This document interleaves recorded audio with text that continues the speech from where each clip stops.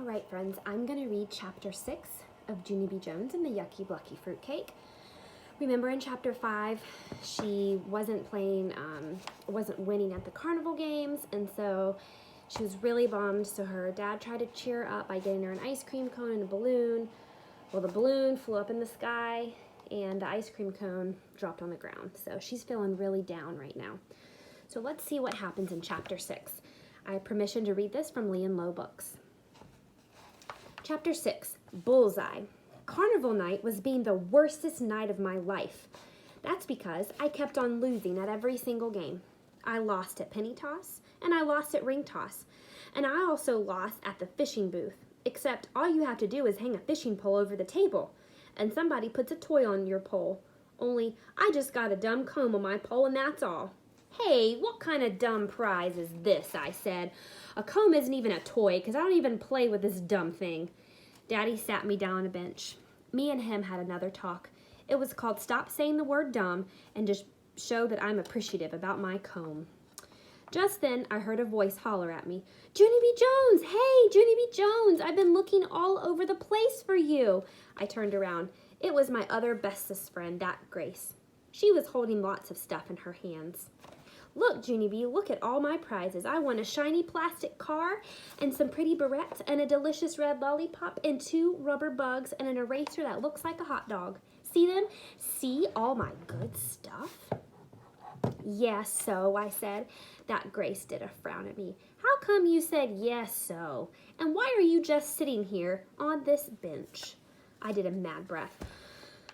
I'm appreciating my comb, that's why. Don't you know anything, Grace? Just then, Daddy walked me away from that Grace, and he said I better shape up, little missy, or else we're going home right now. Mother told Daddy to calm down his blood pressure. We have 3 tickets left, she said. Let's all take some deep breaths and start all over again. What do you think, Junie B? Do you want to try the sponge throw? That sounds like fun, doesn't it? Then my mother held my hand, and me and her went to find the sponge throw, and Daddy kept on doing deep breaths. The sponge throw was right in the middle of the playground.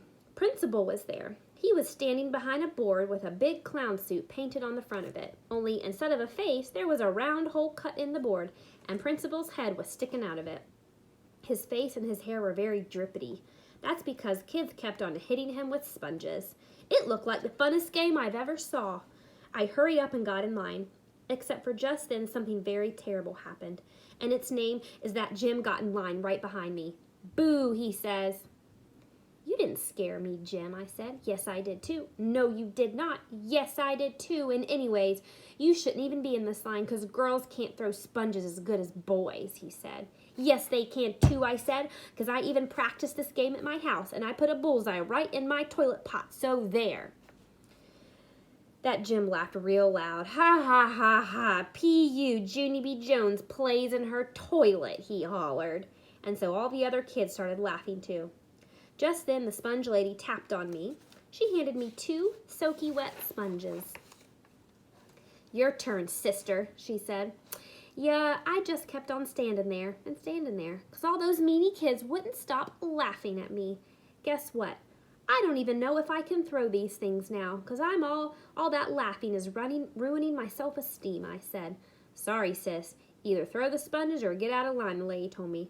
So finally, I took a big breath, and I aimed my sponge at Principal's baldy head, and I throwed with all my muscles. Missed him, you missed him, ha, ha, ha, ha, ha, sang that Jim. That's how come my temperature boiled over, and I quick spun, and I throwed the other sponge right at that meanie boy's face. It hit him right in the kisser. Bullseye, I shouted very happy.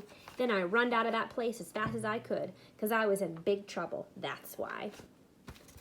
So you see Junie B running right there, and then that looks like Jim because he's all wet.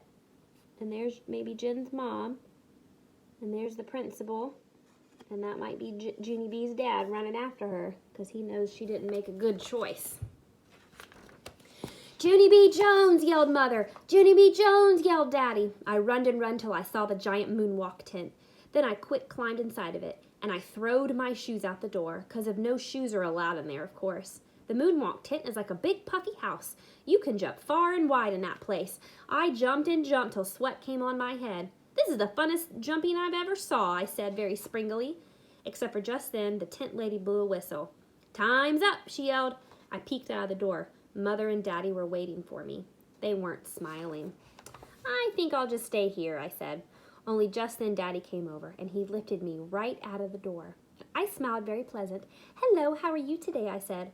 But Daddy didn't say hello. He just carried me right back to that mean Jim. Then he made me say apology to him and also to his mother. "Sorry I throwed a sponge at your meanie boy's face," I said. Daddy rolled his eyes way far back in his head. He carried me back to the moonwalk tent again. "Get your shoes," he said. "We're going home." "Yeah, only I was just starting to have fun," I said. "Plus, I didn't get to do the cakewalk, and it's in my very own room 9. "I told you to get your shoes," said Daddy very grumpily. And so I went to the shoe pile, but I could only find one shoe and not the other one. I tapped on the tent lady. "Can you help me find my other shoe? See what they look like? They are shiny and black with a strap and buckles. Their names are Pat and Leather." Then me and her and Mother and Daddy looked for my other shoe, but we couldn't find anywhere. "Man," I said, "now my feet are ruined." I started to cry a teeny bit. Then Daddy smoothed my hair and he said the word, "Don't worry." "You and Mother go on the cakewalk," he said. "I'll stay here and find your other shoe." And so then Mother held my hand and me and her walked to room 9 with just Pat and no Leather.